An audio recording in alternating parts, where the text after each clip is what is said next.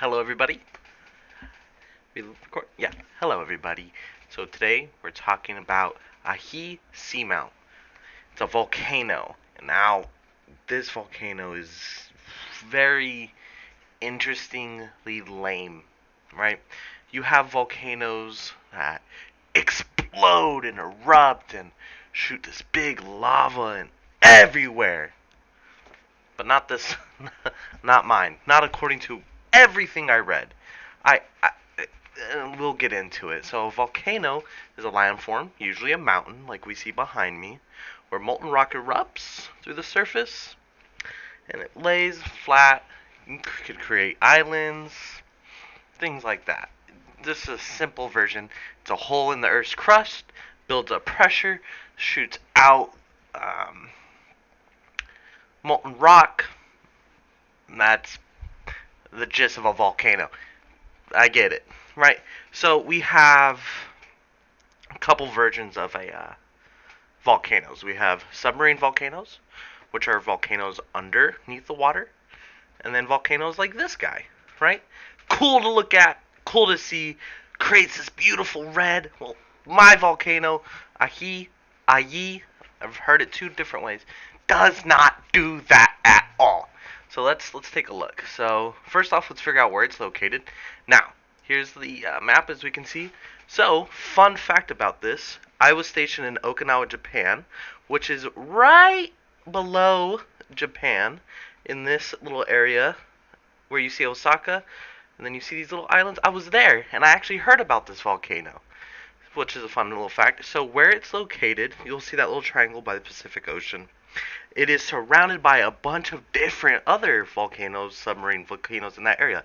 It just is one of them in that area that we're talking about today. So anyways, let's go ahead and see a picture of it. So there it is. There it is. So that's what it looks like underwater. And right now, it's 140 meters from the sea surface. So that's roughly 460 feet, and it's 5 kilometers wide. So it's huge, but it just doesn't do anything crazy. It has erupted 3 times in its entire life, according to history. Um, One was in 1979, but they're uncertain about it. 2001. The only important one was in 2014. Now, what happened 2014 with this volcano and the events that unfolded? Nothing. So, about 20 kilometers away, people felt things in the ocean. Divers collecting coral reef research. They said, that was weird. What was that? And it was just this little guy erupting. And it's only done it 2 times, documented for sure with evidence in its entire history. Well, history of man, I guess. It's probably done it more, but, 1979, they're uncertain about it because there was no collections of anything. It was just murmurs from a boat that was actually out there.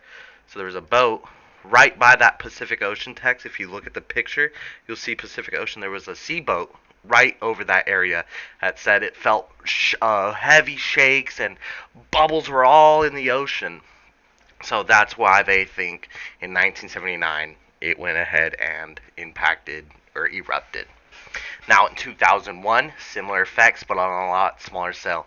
It was just detected. They said, "Oh, we have a vibration from this area." And they went ahead and confirmed that it was a yi or Ahyi. It's a very complicated word. It's located in the northern Marina Islands. So you could either say it's a part of the Chinese, or sorry, not Chinese, Japan or Taiwan or the Marina. So they classify in all 3 locations because how close it is to all of them.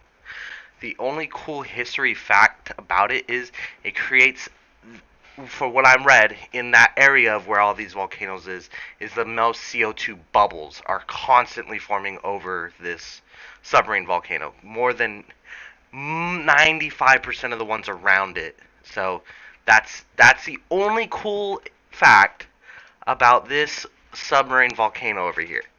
I think it's the lamest submarine volcano because other ones are creating islands in Hawaii, while this one doesn't do that. This one creates a lot of basalt, the chemical basalt, it creates a lot of it, but that's as much as it does, and it creates CO2 bubbles. So it's a land volcano, but it's a volcano nonetheless. And that's my presentation.